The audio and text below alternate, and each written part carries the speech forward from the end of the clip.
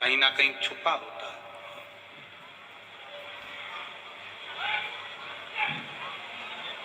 अब उस कोयले की खदान में से हीरे को ढूंढने के लिए अलग से कोई प्रयास नहीं किया जाता,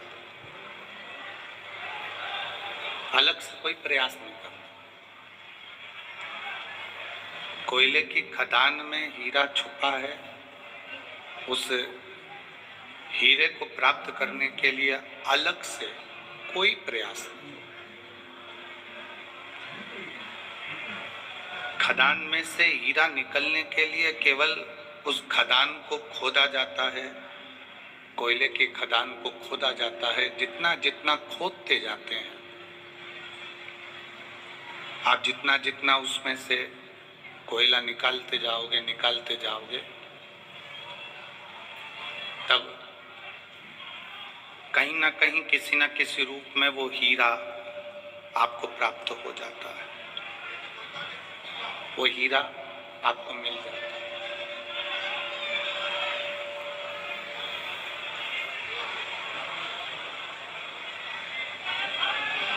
अब आपका काम केवल एक है कि कोयले की खदान को खोदना,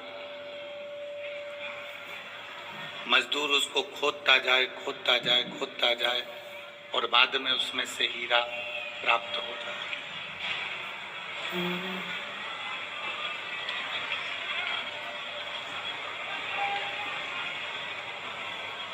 बस मेहनत हमको करना, संघर्ष हमको करना, थोड़ा परिश्रम हमको करना। अगर हम मेहनत से पीछे हट गए, संघर्ष से पीछे हट गए, तो वो हीरा जो कोयले की खदान में है वो हमको मिलता नहीं।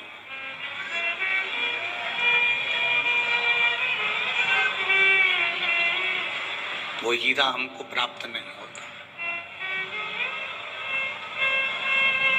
हम जितना जितना संघर्ष करेंगे, हम जितना जितना मेहनत करेंगे, अपना कर्म करेंगे, उसके अनुसार हमारे पास में वो हीरा अवश्य प्राप्त हो। शिव महापुराण की कथा भी यही कहती है। शिव भक्ति, भगवान शंकर की अविरल भक्ति एक हीरे की तरह। उस हीरे को यदि हमको प्राप्त करना है, उस हीरे को यदि हमको प्राप्त करना है, हमको चाहिए, तो आप इस शिव महापुराण के अंदर प्रवेश करते जाओ, जाते जाओ, आखिरी में शिव भक्ति का हीरा तुम्हारे हाथ में होगा और तुम्हारा कार्य सफल होगा। अकाल मृत्यु वो मरे, जो काम करे चंडाल का, काल उसका क्या बिगाड़े, जो भक्त हो महाकाल का। जो शिव की आराधना करता है, शंकर की उपासना करता है, शिव भक्ति में डूबा रहता है, वो किसी अन्य से डरने की उसको जरूरत नहीं होती।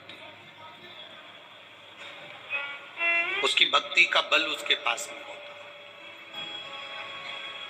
उसके विश्वास का बल उसके साथ में होता।